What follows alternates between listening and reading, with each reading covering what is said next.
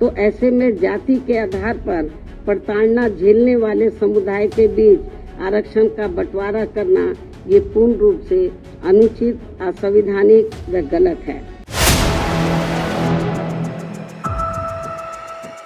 Baspa supremo Mayawati ने आरक्षण को लेकर सुप्रीम कोर्ट के फैसले पर असहमति व्यक्त की है। उन्होंने कहा कि वो अदालत के एससी जाति के बीच उपजाति विभाजन करने के फैसले से सहमत नहीं है। आरक्षण पर नई सूची बनाने से कई तरह की परेशानी होंगी। एससी एसटी के बीच उपजाति का विभाजन करना सही नहीं है। सुप्रीम कोर्ट को क्रीमी को लेकर मानक भी तैयार करना चाहिए। मायावती ने कहा कि अदालत के फैसले से कहीं न कहीं आरक्षण को खत्म करने का प्लान है। उन्होंने सवाल किया है कि अदालत ने फैसले में क्रीमी का जिक्र किया है, लेकिन इसका मानक क्या है, कौन सी जाति इस दायरे में आएगी, इसकी कोई जानकारी नहीं है। आरक्षण में वर्गीकरण का मतलब आरक्षण को समाप्त करके उसे सामान्य वर्ग को देने जैसा होगा। मायावती ने कहा कि हमारी पार्टी सुप्रीम कोर्ट के फैसले से सहमत नहीं है और हम आरक्षण में किसी तरह के वर्गीकरण के खिलाफ है। एससी एसटी आरक्षण व्यवस्था को लेकर संविधान में उचित संशोधन करना चाहिए और इसे संविधान की नवी अनुसूची में डाला जाना चाहिए। बता दें कि सुप्रीम कोर्ट ने गुरुवार को एससी एसटी आरक्षण को लेकर एक बड़ा फैसला सुनाया था। अदालत ने कहा था कि एससी एसटी में 6 कैटेगरी बनाकर अधिक पिछड़े लोगों को अलग से कोटा देने के लिए इजाजत है। यह फैसला 7 जजों के एक संविधान पीठ ने 6-1 के बहुमत से सुनाया।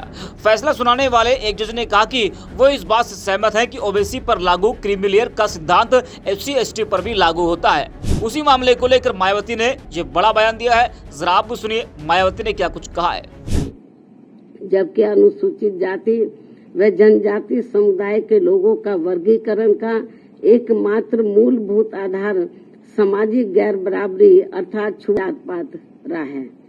ऐतिहासिक तौर पर सामाजिक गैर बराबरी की वजह से ही आरक्षण दिया गया है, तो ऐसे में जाति के आधार पर प्रताड़ना झेलने वाले समुदाय के बीच आरक्षण का बंटवारा करना ये पूर्ण रूप से अनुचित, असंवैधानिक व गलत है, क्योंकि दलितों व आदिवासियों के लिए आरक्षण का उद्देश्य जात पात व छुआछूत की बुराइयों को दूर करना था।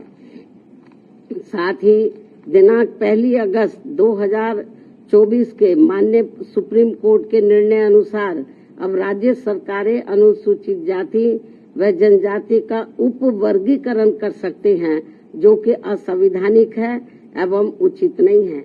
इतना ही नहीं बल्कि अनुसूचित जाति एवं जनजाति समुदाय का उपवर्गीकरण जिसे माननीय सुप्रीम कोर्ट ने अनुमति दे दी है, इसे अब राजनीतिक दलों द्वारा राजनीतिक हथियार के रूप में उपयोग किया जाएगा।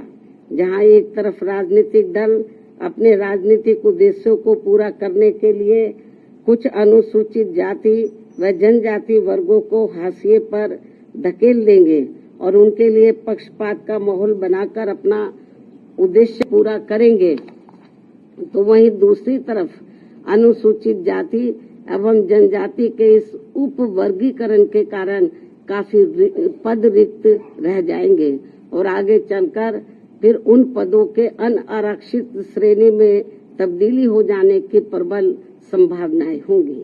अतः जिस मुख्य उद्देश्य के लिए परम पूज्य बाबा साहब डॉक्टर भीमराव अंबेडकर ने संविधान के तहत अनुसूचित जाति एवं जनजाति वर्ग को आरक्षण दिया था, उसे अब एक प्रकार से प्रभावहीन बना दिया जाएगा, अर्थात खत्म कर दिया जाएगा।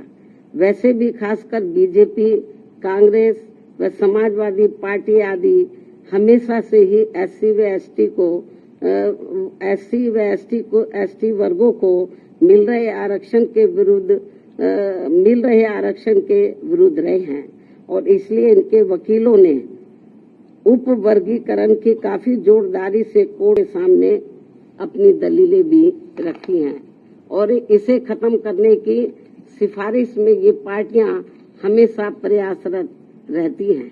समाजवादी पार्टी ने तो संसद के भीतर ही पदोन्नति में आरक्षण संबंधी बिल को ही बीजेपी और कांग्रेस की मिली भगत से फाड़ दिया था, जिसे आज तक केंद्र सरकार संसद में दोबारा नहीं ला सकी है, जिसकी वजह से माननीय सुप्रीम कोर्ट के नागराज के निर्णय एससी व एसटी कर्मचारियों को पदोन्नति में आरक्षण संबंधी लाभ से वंचित रहना पड़ रहा है। तथा अब इसी प्रकार से इस नए निर्णय दिनांक 1 अगस्त 2024 के तहत अंत में हमेशा के लिए ही इन वर्गों को आरक्षण से वंचित होगा और इससे फिर बीजेपी, कांग्रेस व समाजवादी पार्टी आदि को आरक्षण खत्म करने के लिए इन्हें संविधान बदलने की भी जरूरत नहीं पड़ेगी। और यही कारण है कि इन पार्टियों ने केंद्र सरकार व राज्य सरकारों की तरफ से उचित पैरवी भी नहीं की है और काफी कुछ उप वर्गीकरण के पक्ष में दलीलें रखी हैं, जिससे कि मौजूदा चल रहे आरक्षण के विरुद्ध निर्णय आए। और एनडीए व इंडिया अलायंस की सभी पार्टियों की नीयत ठीक होती और वो एससी व एसटी को मिल रहे आरक्षण में छेड़छाड़ आदि करके उसे खत्म नहीं करना चाहते, तो फिर मेरी इन सभी पार्टियों से ये अपील है कि ये सभी पार्टियां इस विषय पर, इस मुद्दे पर देश के समूचे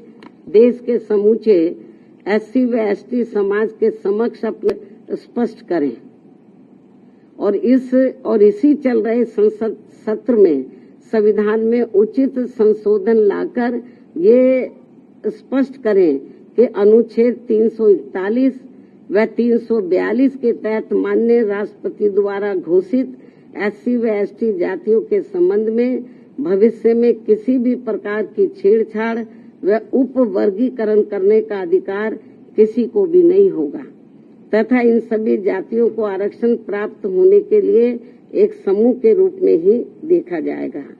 ये इनको संशोधन संविधान में उचित संशोधन विधेयक इनको लाना चाहिए और ये सब लाकर इनको संविधान की में इसको शामिल करना चाहिए ताकि फिर भविष्य में कभी भी जो एससी एसटी का आरक्षण है उसके साथ किसी भी प्रकार का कोई छेड़छाड़ आदि ना हो सके।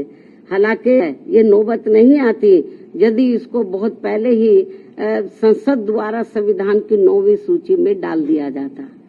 हमारी पार्टी ने लोकसभा के अंदर भी और राज्यसभा में भी इस मामले को अनेकों बार उठाया है, लेकिन इसको टाल दिया गया क्योंकि जब बीजेपी पावर में रहती है वो भी इसको टाल मटोल करती है इस मामले को, कांग्रेस पावर में रहती है तो वो भी इस मामले को टाल मोल कर देती है। इससे स्पष्ट है कि चाहे कांग्रेस हो, बीजेपी हो या अन्य पार्टियां हो, उनकी वीकर सेक्शन के मामले में, खासकर दलितों व आदिवासियों के मामले में अभी इनकी जातिवादी सोच बदली नहीं है।